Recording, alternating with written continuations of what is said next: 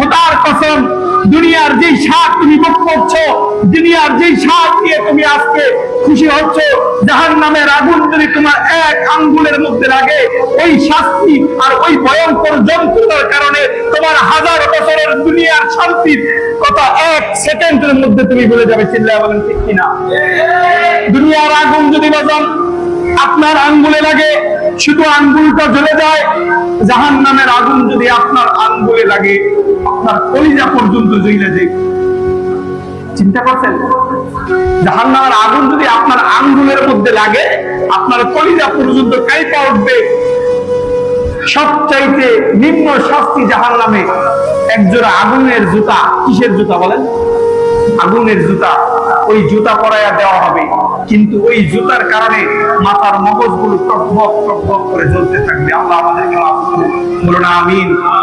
আল্লাহ আমাদের জাহান্নামের আযাব থেকে মাফ করুন, বলুন আমিন।